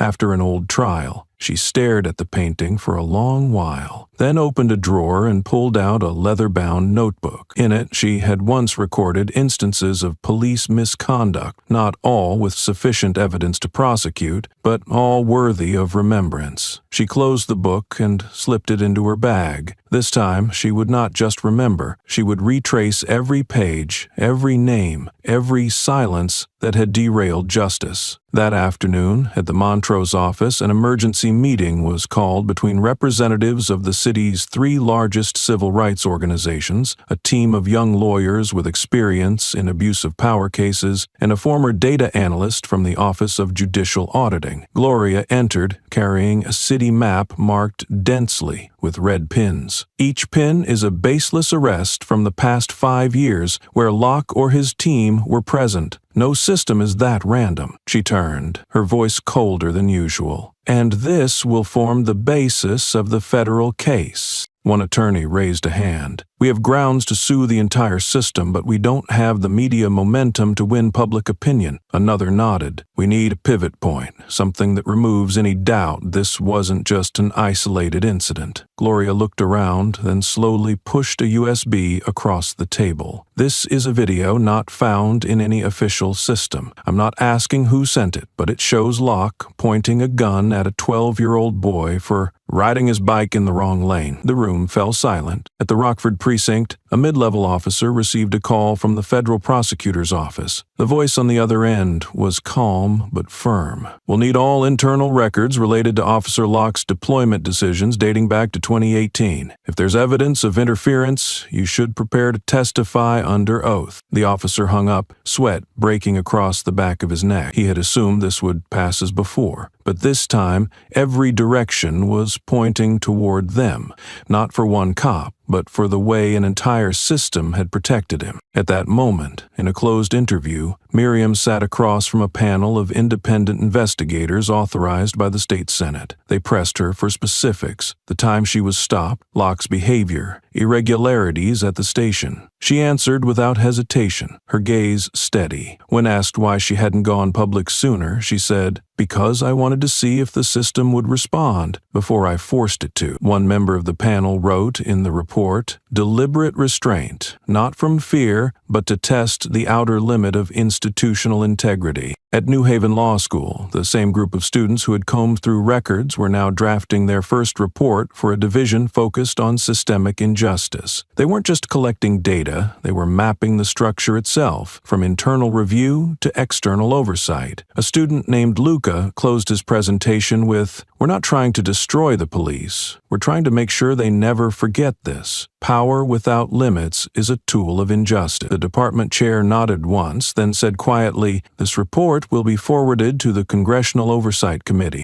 At the same time, inside the newsroom of a major publication, the investigative team had gathered enough material to launch a series titled "The Law is Not for Everyone." The lead story was set to publish the following week. On the editing screen, the first line had already been typed. "Every time a black person is stopped without cause, silence has been enough for the system to continue. But this time, the system will be forced to speak." The public storm did not die down as it had before. 4 days after the original video was widely circulated, a new version emerged, created by students at New Haven. The video interwove similar overlooked incidents with a quote from Miriam behind closed doors. "I'm not above the law. I've just seen it bent too many times." It ended on a close-up of her eyes locked on Locke, the light reflecting off her badge like a slash across a system once thought untouchable. In her private office, Miriam placed a leather briefcase on the desk and slowly opened it. Inside was a lengthy report marked with red sticky notes. The title read, "When the Law Looks Away," a record of internal silence at the Rockford Police Department. The lead author, Gloria Neal. Miriam read each line as though weighing it one final time before letting the world see it. In the corner, an old radio broadcast the voice of a local anchor. "The case is under review by the Federal Justice Office with support from independent civil and academic groups." Meanwhile, in the main hallway of the state courthouse, a group of staff pinned up a new bulletin board. Wednesday public hearing petition on ethics and civil rights in law enforcement. Beneath the announcement, the name Miriam Cole stood out in the list of speakers. A photojournalist quietly captured the moment and sent it to the newsroom with a caption, "The one who stayed silent will now speak." Inside a major news station, the editor of the evening broadcast reviewed interview footage, including a testimony from a teenage boy once detained by Locke while walking home. His mother, a nurse, choked up. "When I heard Miriam was a judge, I felt relief because it proved they weren't just targeting my boy, they were targeting anyone who didn't fit their mold." The segment was scheduled to air right after the main bulletin. In a small meeting room at City Hall, the state mayor sat across from a Justice Department official. The man said little. He simply laid a file on the table, underlining one line in red. Covert media directive issued by internal officer deemed valid if subject lacks official designation. The mayor frowned. He understood this was more than oversight. It was a mechanism deliberately shaping what truth got through. Back at Miriam's home that evening, the reading lamp lit up a thick stack of papers she was signing page by page. It was a formal petition to reopen all internal records from the Rockford precinct dating back to 2016, with a request for external oversight by an independent judicial inquiry. As she signed the final page, she quietly said to herself, "Silence once protected principle, but now it is the principle that needs protection." At that same moment, in the ground floor of Rockford's police headquarters, Locke entered through the back door, expression tight as he passed 2 rows of empty chairs. His eyes darted across familiar faces. Some looked away, some pursed their lips, and one nodded faintly as if nothing had changed. Locke removed his hat, smirking. "Still a cop, right?" No one answered, but that silence had never felt heavier. In a closed briefing room, where a group of senior officers was reviewing an audio recording sent by a tech staffer, Miriam's voice echoed from the speaker in the center of the table. "You're wrong for thinking you have the right to belittle anyone just because they make you feel small." After a few seconds of silence, one commander shook his head. "How far have we let this go?" Another spoke bluntly. "I used to back him, but after that clip, I can't even look my wife in the eye, let alone the public." At an auditorium in Brownfield University, during a conference on professional ethics, the name Miriam Cole appeared on the final slide. A young speaker pointed at her photo and said, "We used to think the symbol of justice was a scale, but sometimes it's an old woman in handcuffs on the street, still standing tall." The entire room rose in applause as the slide changed to a single line. Silence isn't a virtue. It's waiting for the right moment to speak loudly. That night, Locke sat alone in a rented apartment. Dim lights on, TV playing without sound. A news channel replayed the image of the badge falling under a spotlight. The anchor commented, "This isn't just a blow to Locke. It's a wake-up call to an entire system that thought power came with moral immunity." He clicked the remote repeatedly, eyes fixed on the screen. Then, as if struck by something, he stood, rifled through old files, and pulled out a yellowing photograph, his swearing-in ceremony on his first day in uniform. In the photo, he was beaming, but the eyes were those of a stranger to the man he had become. A few days later, Miriam received a short email from a lieutenant who had once worked under Locke. "I'm not apologizing on his behalf, but I wanted to thank you for not staying silent like everyone assumed you would." She didn't reply, but she saved the message, placing it into the growing file she was preparing for submission to the State Judicial Oversight Committee. In the backyard of a small church in the Bronx, a group of elderly black women were brewing tea and talking about the case. One said, "I used to think we had no one left strong enough to speak right to their face. But she didn't just speak, she made the whole country stop and listen." Another nodded. "This world's gotten used to shouting, just to drown others out. So when someone speaks slowly and every word cuts like skin, they have no choice but to listen." That night, on the forum of the National Judges Association, a featured announcement appeared. Justice Miriam Cole has officially confirmed her participation in the upcoming high-level dialogue on judicial authority and professional ethics, special session, reserved for those who have endured abuse of power and stood firm after it. Below, Hundreds of supportive comments rolled in. She doesn't speak to be heard. She speaks to make the ones who are always heard fall silent. The public uproar had barely begun to settle when a new tremor shook the system, not from the crowd outside, but from a discreet knock on the guarded gates of authority. In Federal Judge Whitley's office, a thick file was placed on his desk, clipped to a USB drive. The brief heading read, "Material related to the Miriam Cole case. Request for consideration of an interagency investigative panel." Whitley frowned. He had not been informed that any case files had been escalated federally, yet when he opened the documents he saw a familiar shadow. Carl Duvall, Deputy Director of State Police Personnel, once closely tied to Locke back in the academy. The file detailed signs of internal access log tampering, altered camera records, and 3 personnel memos on Miriam with reversed dates and evidence of fabrication. Elsewhere in the city, Miriam met with her advisory team not in an office but in a riverside cafe. Kayla Wren, a young attorney who had tracked the case from the start, served as note-taker. "There's something off about how Locke's disciplinary records vanished from the state system," she said, lowering her laptop.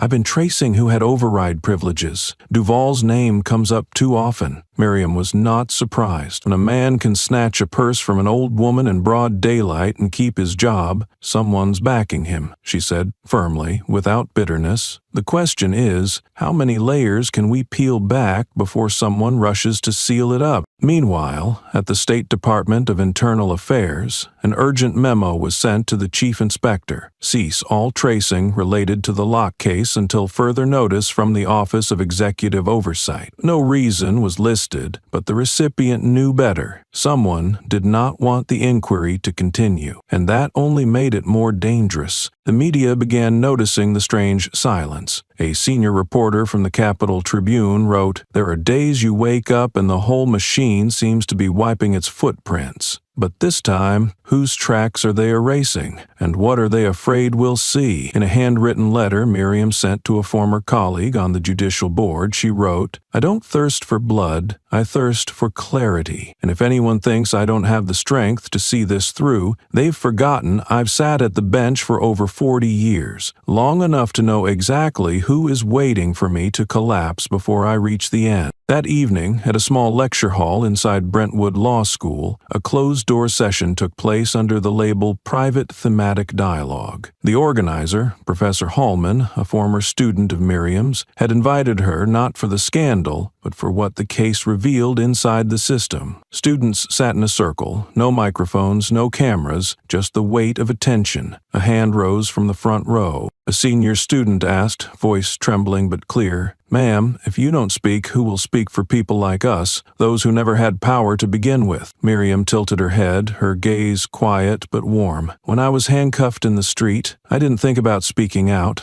I thought about those who bowed their heads, not because they were wrong, but because they were too tired to fight on. I stood for them. As for you, don't wait for permission." At the State Department of Justice, an emergency internal meeting was held after rumors leaked that Miriam might request a full review of the officer appointment process across the system. Some people grew uneasy. A few files were quietly pulled from public portals under the excuse of rechecking validity, but the move only made the media smell the cover-up more clearly. On the online forum Justice Watch, an anonymous user with an ID previously linked to the Federal Civil Rights Investigation Unit posted a long thread of screenshots. Among them was the internal officer training roadmap from the department, with red marks highlighting sections exempt from psychological screening or fast-tracked due to personal connections, including the name Darren Locke and 3 others who had trained with him. Miriam received a copy of the document just 1 hour after it went online. She called Kayla and said simply, "I need you to verify the source. If it's someone inside the system, they just burned their bridge, and we have to get there before it collapses completely." Later that evening, at a rest stop 20 miles outside the city center, a former technical clerk from the State Department of Justice quietly handed a USB drive to an unnamed woman. "I've stayed silent for 2 years," he said softly. But after seeing how they treated her, I knew, if I don't do something, next time the one in cuffs might be my mother. The momentum had moved beyond the legal front. It was spreading outward. A high school teacher used Miriam's story as the week's ethics lesson. A law student submitted an essay titled, "Invisibility Can Be Power Until It's Mistaken for Weakness." A single mother in Harlem founded a grassroots fund called Cole's Circle to provide legal aid for elderly black citizens facing unjust treatment. Miriam didn't call it a wave. She simply said, "It's the echo from those who were once told to stay quiet." The night before the first hearing, Miriam sat in the small living room of a temporary apartment on Elm Street. On the table lay printed records of the police department's internal disciplinary files, most of them never made public, but now in her possession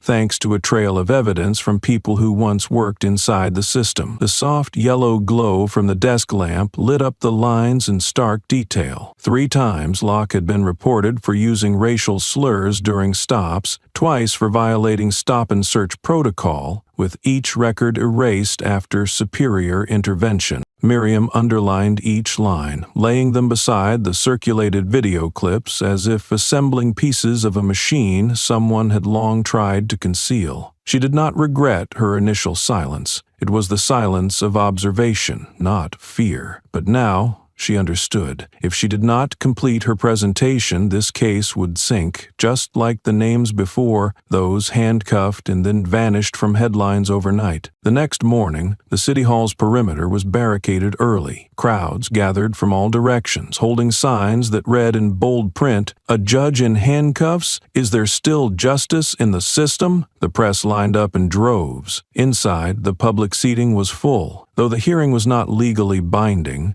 everyone knew today's outcome would set the tone for every gut-feeling stop from here on out. Miriam entered not beside an attorney, but beside Kayla. The old gray blazer she wore was not meant to impress. It was the same one she wore in her first trial against a county police department 15 years ago. With the same worn leather briefcase, she had once read the verdict sentencing a white officer to 6 years for beating a black teenager without cause. Then she was only a regional judge, but in that moment, the entire state began to know Miriam Cole as someone who did not flinch. The hearing began with a statement from the police department. They read a lengthy report arguing Locke's actions stemmed from concern for public safety, and that lacking full context at the time, the decision was understandable, though imperfect. A few nods came from the law enforcement side. But when it was Miriam's turn, the room fell silent. She placed a photo on the table before the committee and asked, "If the woman in this picture were your mother, would you still call that decision understandable?" A voice rose from the back. "And if she didn't have a judge's badge, would anyone have listened?" Miriam turned toward the speaker, an older woman clutching the edge of her seat, eyes red. Miriam nodded slowly. "That's exactly why I'm here." The room seemed to tighten. Those who once criticized her were silent now, and those who had hidden behind internal procedures began glancing at one another. Miriam continued, not with outrage, but with data and names. She presented a list of more than 20 traffic stops in the same district without a clear cause. All black, over half aged 50 or older. 4 had filed complaints, all marked pending verification, then buried. A committee member asked, "Are you stating Locke's actions were racially motivated, not professional error?" Miriam replied instantly, without checking her notes. "If it were an error, it should have stopped the first time. But when errors repeat and every target shares the same skin color, it's not an error, it's a choice." From the back, a young lawyer whispered,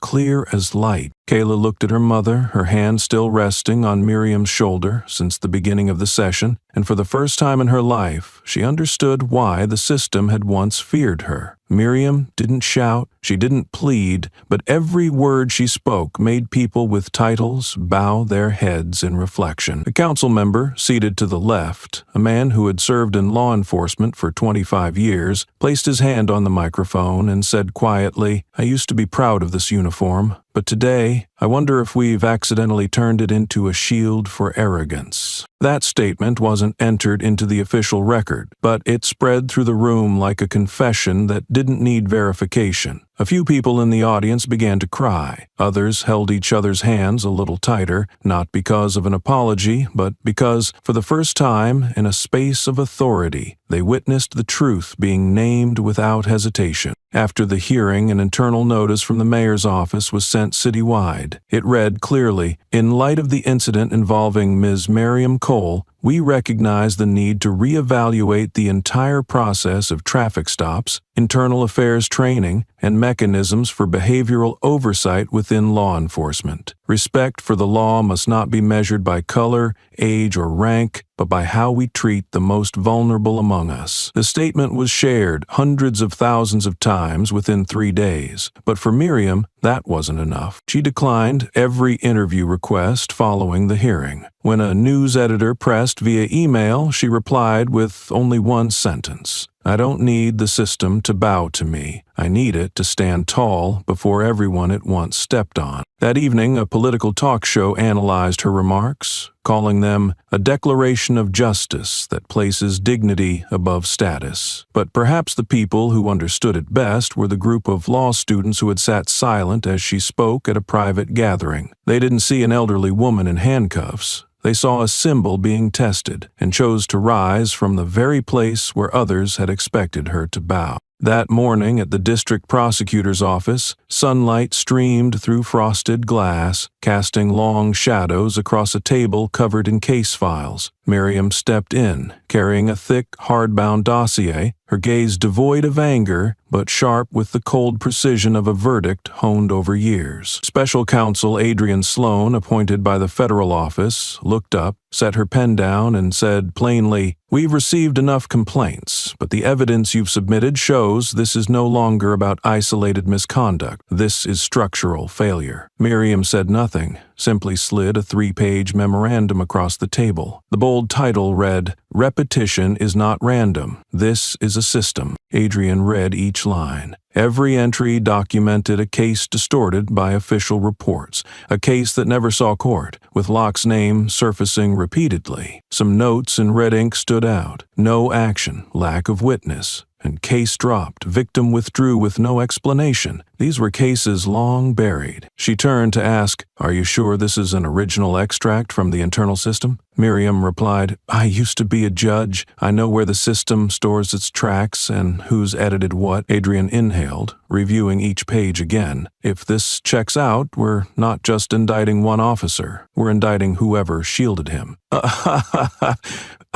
At the same time, in a small apartment on the city's east side, a journalist named Ellis Dean was sorting data from an anonymous source. One audio clip captured a conversation between Locke and a commanding officer. "I don't care who she is or what orders exist. I handle things my way, always have." Ellis paused the playback after a few seconds of silence. He began typing. A man who thought he was the law, forgetting that the law records everything he says, inside the police department. Cracks began to show. The young female officer who had witnessed Miriam's questioning was summoned to a closed-door meeting. The head of HR asked softly, "Are you sure you want to be a witness? Careers tend to end quickly if you're wrong." She looked him in the eye and replied, "I'm not wrong. I saw her being disrespected. I heard Locke call her some old lady who thinks she's the law, and I was there." No one responded. She left the room holding her signed witness statement. That very day, Adrian officially signed the first subpoena. At the press briefing table, she said briefly, "We are investigating abuse of authority, suppression of evidence, and obstruction of justice." Miriam did not appear, but every media outlet used her photo from the previous hearing, captioned simply, "The Silent Whistleblower." Under the dim light of a closed-door meeting room at City Hall, 3 city council members sat facing each other, arms crossed, eyes unable to hide their alarm. On the large screen was a copy of the summons issued for Locke, and just below it, the video clip everyone had seen far too many times over the past 2 weeks. A gray-haired man representing the internal audit group spoke slowly. "If we keep staying quiet next time, it might not just be a judge disrespected, it might be the whole structure overturned." A younger female commissioner shook her head. "We let them own violence for too long, then justified it with budgets." Meanwhile, Locke had yet to step down. He sat at home, The TV paused mid-broadcast on a news report about the investigation, beer in hand, eyes fixed on footage of himself in uniform. "They're making it up," he muttered, but when he turned to see his phone screen flashing a call from the police union, he didn't pick up. A message followed immediately: "You should get legal counsel. They might cut you loose to protect what's left of the system." Across the city, Adrienne was cross-checking personnel files from previous years. She found something. Locke had received 3 internal warnings for uncontrolled remarks toward senior legal officers. 2 of the 3 had no detailed notes. She circled them in red, then called Miriam's office. "I need to know if anyone ever declined to discipline him.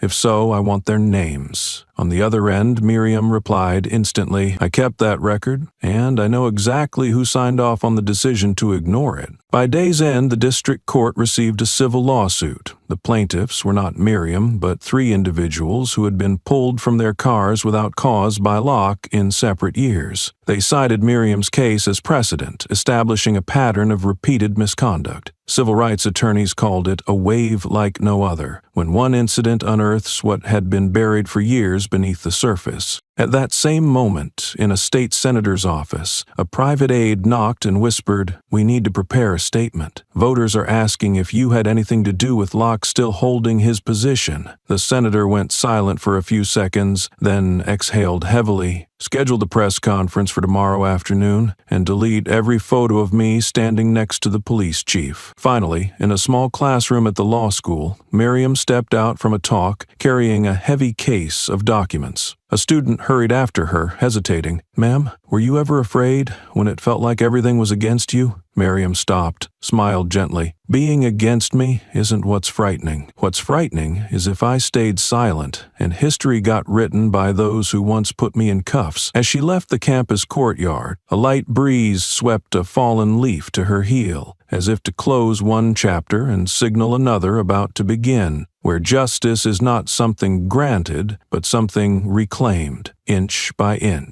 On a cloudy morning, the district court officially opened its preliminary hearing. The hallway outside the courtroom was packed with journalists, law students, and several veterans who had publicly supported Miriam. Inside, Locke sat quietly on the defendant's bench, dressed in a dark suit, hair neatly combed, but his eyes carried the same contempt captured in the video. Beside him was the officer who had ordered Miriam's arrest, staring at the floor, gripping the bench as if afraid he might collapse before the session began. The prosecutor stepped forward, listing charges: abuse of power, unnecessary use of force, racial slurs during official duty, and obstruction for erasing patrol car footage. A clip played showing Miriam being shoved into a car. Locke's voice on his chest mic, "We've had enough of that condescending tone." The courtroom murmured. Reporters scribbled. Jurors glanced at each other. The defense lawyer cited mental strain, job pressure, and a family history of gang violence. The judge interrupted. "This court tries actions, not imagines mercy for those who abuse authority." Miriam wasn't present, but her Supreme Court plaque stood before the jury like a silent witness. Outside, signs read, "Justice for Miriam means justice for all." A group of students wore red armbands, symbolizing victims of undocumented traffic stops. They stood silently, staring at the courthouse doors, as if awaiting an undeniable moment. One security guard quietly said to another, "I used to think this stuff only happened elsewhere. Now I see my innocence in it." Back in court, the prosecutor concluded, "There's no such thing as a mistake when it becomes routine." The jury returned in under an hour. "Given the irrefutable evidence," the foreperson declared, "we find Darren Locke guilty." His face turned pale, and his assistant began to cry. Justice, though delayed, had finally arrived to settle a long-standing debt. The judge nodded to the prosecutor. "We proceed to sentencing this afternoon." As the room emptied, a young journalist whispered into her recorder, "This won't end with a sentence. It'll be remembered as a map for those still wondering what justice looks like." That afternoon, the courtroom was standing room only. People lined the aisles, pressed against walls in crowded hallways to watch the sentencing live. Miriam remained absent, yet her presence filled the space. In the jurors' solemn expressions, the assistant's lowered eyes, Locke's forced calm as he was led to the front. The judge, voice cold and steady, addressed Locke directly. "You once wore the badge of law, then used it to trample what it was meant to protect." The room held its breath. Locke scanned the audience, waiting for someone to defend him. But the benches behind were empty. No superiors, no colleagues. No one had come for his honor. "You are convicted on 3 main counts," the judge continued. 1.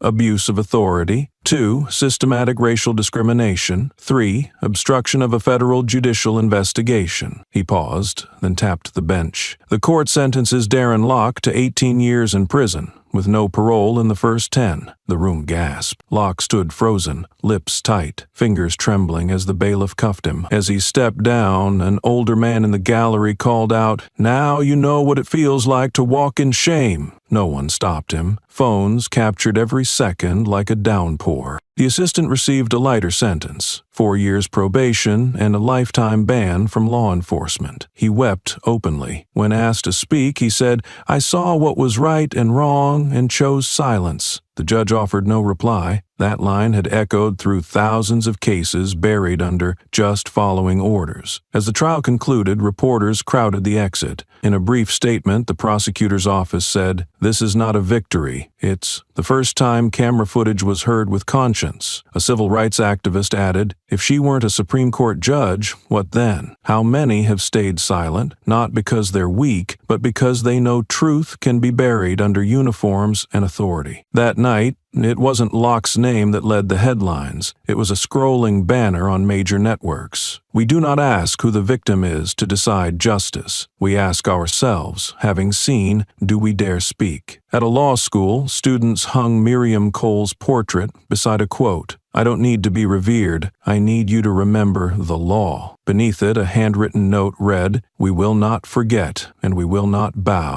After the trial ended, the city seemed to exhale a breath it had been holding for far too long. Not because the outrage had faded, but because for the first time people felt the system they once feared, listened. On the streets, where an elderly woman had once been pushed into a police car like a criminal, people now slowed down when they passed a patrol car. A new kind of silence had formed, not one of fear, but of awareness. A young filmmaker, unknown and without a big budget, chose to retell the entire story unexpectedly. His documentary, titled Her Gaze, included no reenactments, no dramatic music. Instead, it focused on the faces of those recounting the moment they witnessed the event and how their eyes changed when speaking about Miriam Cole. One law student looked directly into the lens, voice nearly breaking. "I used to think justice came last. Now I know sometimes it begins with someone who refuses to step back." The film was screened for free at universities, community centers, and even police precincts, where, for the first time, those in uniform were required to sit and listen.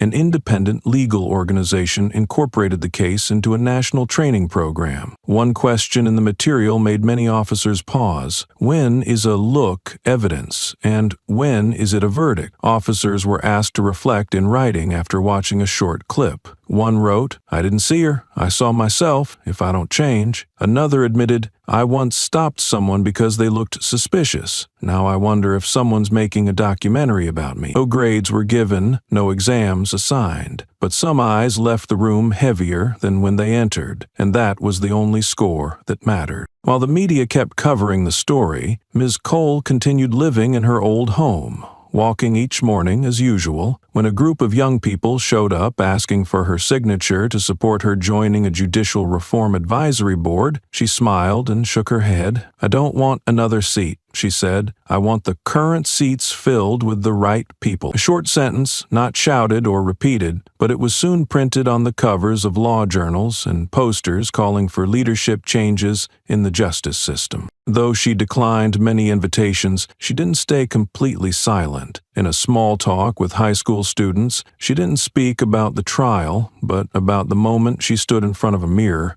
the night she was arrested. I looked into my eyes. I didn't see a victim. I saw someone so used to the system that she forgot she could demand it do better. The kids didn't ask many questions, but one girl later wrote a handwritten letter to the school office. I used to be afraid that speaking up would make me a problem. Now I understand. Sometimes silence makes everything worse. By year's end, a respected legal journal launched an online survey asking readers who had the greatest impact on legal reform this year. Among a list of politicians, prominent lawyers, and top professors, the name Miriam Cole topped the poll by a wide margin. She didn't campaign, didn't promote herself, had no media team, and still she was chosen. Because when someone stands tall under public fire without shouting, people remember. And when that person looks at the wrongdoer, not with rage but with resolve, people begin to change. At a national judicial conference, a young speaker ended their presentation with a simple reminder: we must never let another person live through what she did, only to say, "I wish I had spoken up." The entire room stood in applause. In the shadows behind the stage, Miriam Cole quietly looked down at her hands.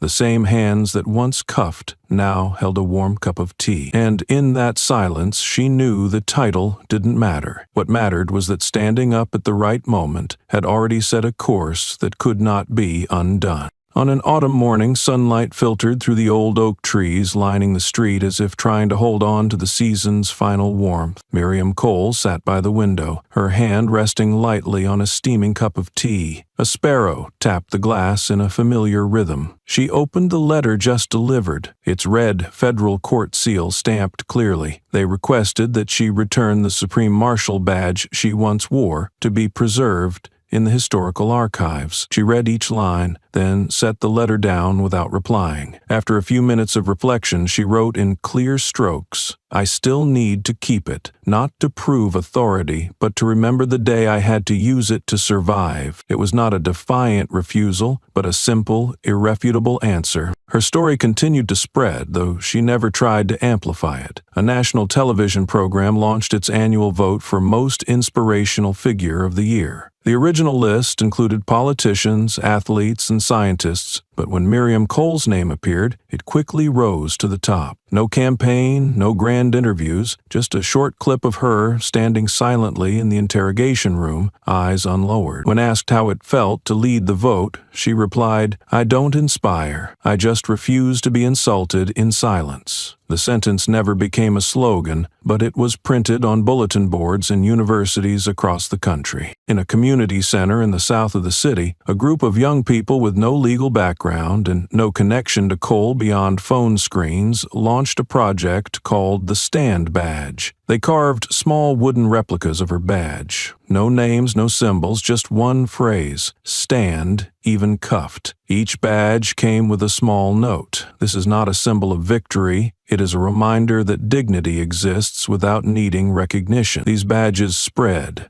on teachers' collars, students' backpacks, auditorium chairs, and office desks of those who had once felt pushed into silence. Reporters grew puzzled by the leaderless campaign. One approached Cole and asked, "Why don't you speak more? You know the impact you have?" She looked the reporter in the eyes and gently replied, "The less I speak, the more they have to think, and once they think, they can't go back." No message was shouted, yet it echoed across civil rights forums. In a media class, an instructor used her silence as an example of unconventional influence. She doesn't need to be center frame. She is the center of the conversation. Those who once doubted her, even within the system, began to publicly question internal accountability protocols. A petition calling for a reevaluation of field officer training spread rapidly online. Someone asked, "How did just one case change so much?" And the most shared answer was, because she didn't shout, but everyone heard her. At an internal Department of Justice seminar attended only by high-ranking officials, a young speaker unexpectedly displayed the image of the wooden badge on screen. He asked, We've created thousands of training modules, yet a simple wooden emblem is teaching society the lesson we never dared to speak. Why? The room fell silent, not from lack of an answer, but because this question demanded change, not words. Miriam Cole lived as before, shopping each morning, greeting neighbors with a gentle smile,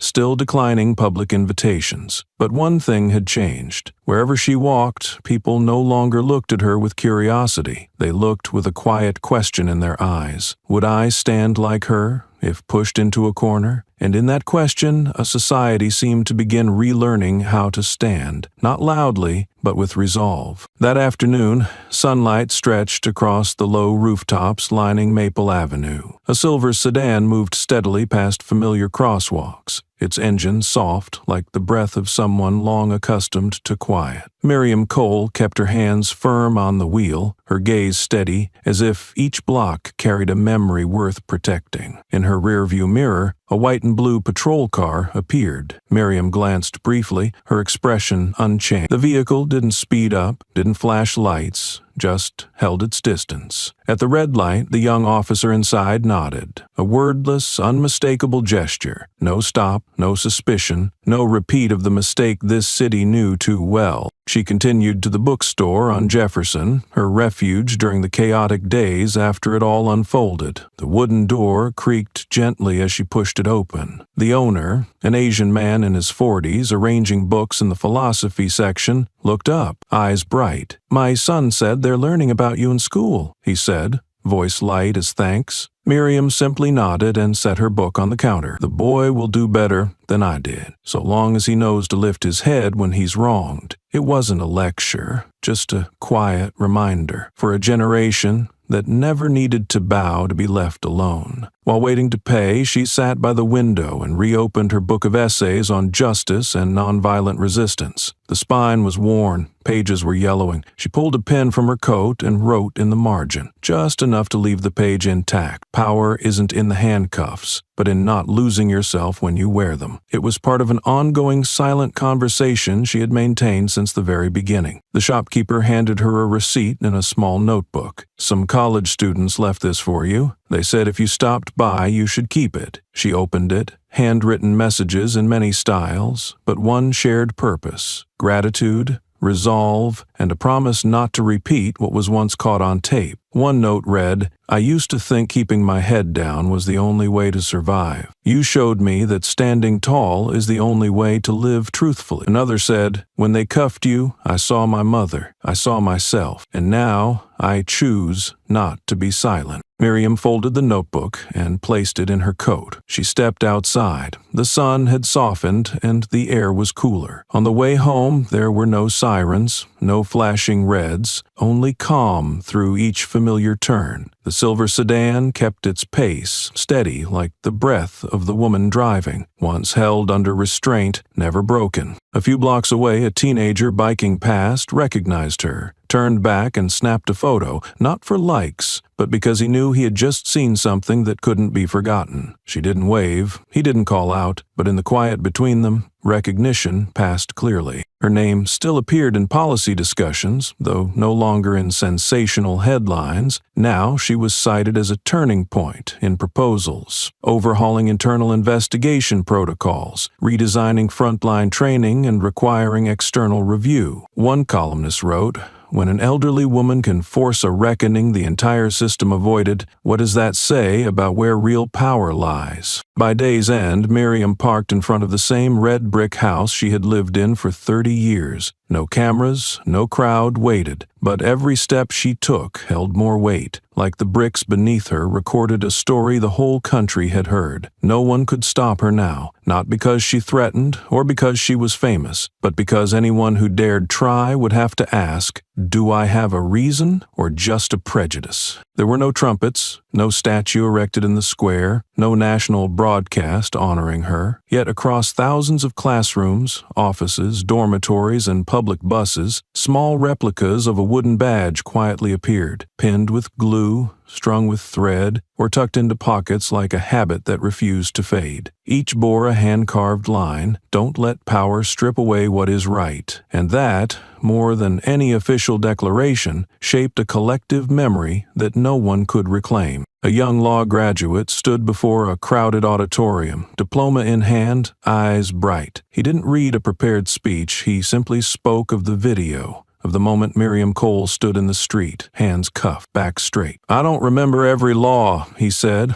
"but I remember her face when they treated her like a criminal, and she still wouldn't bow. And I know I'll do this work not to win, but to never bow like she." There were no riots, no spilled blood, no chaos. The change came quietly, slowly, and therefore unshakably. Those who once defended Locke's actions no longer appeared at conferences. Officers who once said, "She must have done something wrong," quietly resigned or took indefinite leave. Judges who once saw power as an entitlement now chose their words more carefully. None of them were publicly named, but all of them felt the shift pressing, each to confront themselves. And it began with one person who didn't shout, didn't seek revenge, who simply stood and did not step back. There is a kind of justice that doesn't come from courtrooms. It comes when those who once laughed fall silent, when those who were once ignored are forced to acknowledge, when eyes that once held contempt must now learn to look differently. Miriam Cole never asked to be called a symbol. She once said clearly, "I don't represent anyone. I only represent the one time I chose not to be silent for the sake of politeness, but that one time forced a nation to learn how to speak again." As the media moved on, as social networks chased new trends, she returned to her old life. Same silver car crawling down Maple Avenue. Same used bookstore run by an Asian owner who smiled when his son said they were studying her at school. But those around her were not the same. No one looked at an elderly black woman the same way anymore. People now knew silence could no longer be imposed, and a gaze was no longer something to be dismissed. The story ended without a new climax. No one died, no one sought blood, but an entire system was forced to look inward. Quiet meetings in the judiciary opened into real conversations. Psychological exams for officers now include a scenario. You meet a woman like Miriam. What do you do? And every wrong answer wasn't just crossed out,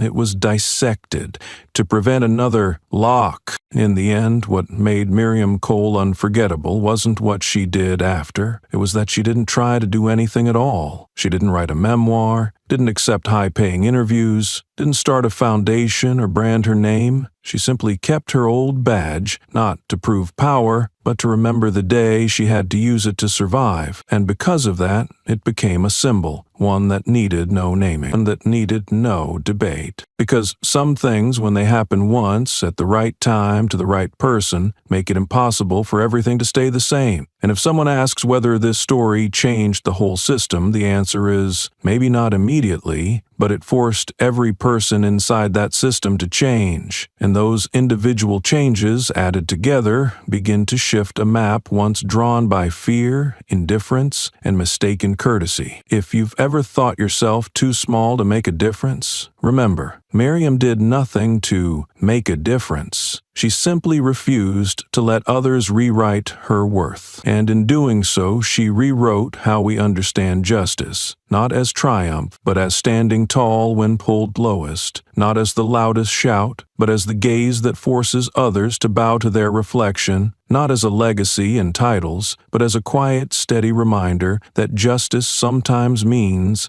simply keeping your back straight and not letting it bend for anyone. On the very streets that once witnessed the cold indifference of a system, people now pause longer at intersections, not out of fear, but because they've learned to look more closely at what was once considered normal. Miriam Cole does not need to appear often, nor speak in public, but her presence, from the silver car moving slowly through the city to the steady gaze she held when insulted, has become a constant reminder that what used to be dismissed as minor can reshape an entire nation. This story did not begin with a protest or a reform campaign, but with a disregarded look, and it ended with a gaze that forced a society to reconsider itself. Miriam did not take the mick in heated debates, nor did she lead any activist group. But her actions, from the moment she was asked to pull over to when she stood under the harsh lights of an interrogation room, were the clearest proof that being louder does not make one more right. The weight lies not in the volume, but in how one holds to their values when circumstances try to crush them. When Locke pulled her arm, shouted in her face, and demanded she submit, it was her calm refusal to break that left him rattled, and that, more than anything, made the nation unable to look away. The short videos, the angry tweets, the long articles that followed, they were all society's attempt to understand why an elderly woman had shaken the entire law enforcement system. Not because she held supernatural power, but because she never conceded moral boundaries. What happened took less than a morning, but its impact stretched over years. From congressional hallways to law school syllabi. Miriam once said, "I wasn't trying to be a symbol. I just didn't want to become the shadow people use to excuse their cowardice." The lessons did not lie in bold statements, but in how she refused to occupy any new seat of power after it all. Miriam knew the public didn't need another famous voice. They needed the existing seats to be filled with the right people. That simple yet precise phrasing made even the media, long used to spectacle, shift its tone. Talk shows became less dramatic, focusing instead on educating the public about basic rights, how to respond when targeted, insulted, or profiled because of who they are. Her life after the trial looked unremarkable from the outside. The same coffee shop, the same old bookstore, the same road she drove each day. But the people around her were no longer the same. The officer who bowed his head as her car passed, the students who had once stood in line to hear her speak, the young people wearing wooden pins etched with the words "stand," even cuffed. They had become a nameless community of those who had once felt dismissed and now refused to stay silent. If there is one takeaway from the entire journey, it is this: justice is not a destination, but a way of standing. Whether bound, insulted, or erased, it is how one responds to injustice that decides who truly holds power. Miriam did not retaliate, did not sue for honor. She simply stood, her spine unbent by bias or hatred, and that is what made her silence carry farther than any speech. The story of Miriam Cole does not promote violent confrontation, nor does it teach submission in silence. It is a reminder that at times refusing to compromise is the highest form of courage, that sometimes not reacting on instinct is the one act that jolts a system, and that some people, with quiet resolve, can make an entire city relearn how to see one another. The officers who cuffed her have since been sentenced, but what truly changed society was not the court's verdict, it was the verdict of conscience. When a former cop stood up and said, "I saw myself in Locke's eyes and I felt disgust," it stopped being just Miriam's case. It became the moment many people, for the first time, looked straight at how they were taught to decide who deserved respect and who does not. And from that came the beginning of a reckoning, without slogans, but with real weight. We live in a time when a single phone can expose the truth, but also lose it in the churn of news cycles. Yet Miriam Cole proved that what lasts is not the intensity of outrage, but the endurance of memory. When you see an older woman, spine straight, eyes steady, remember that once she was dragged to the ground like a criminal, and that very image is what helped others rise. If you've made it this far, perhaps you feel as we do, that the story of Miriam Cole needs no dramatic ending, no monument cast in stone. It was her dignified silence, her upright back in the face of handcuffs, that forced an entire system to examine its reflection. This is not a headline, nor a hollow tale of inspiration. It is a reminder that justice does not come from a uniform or a title, but from how we respond when dignity is insulted, whether we choose to bow our heads or not. Her story isn't told to glorify, but to confront. It challenges those who watched, those who looked away, and those who still wonder if quiet defiance carries weight, because it does. And sometimes, the strongest resistance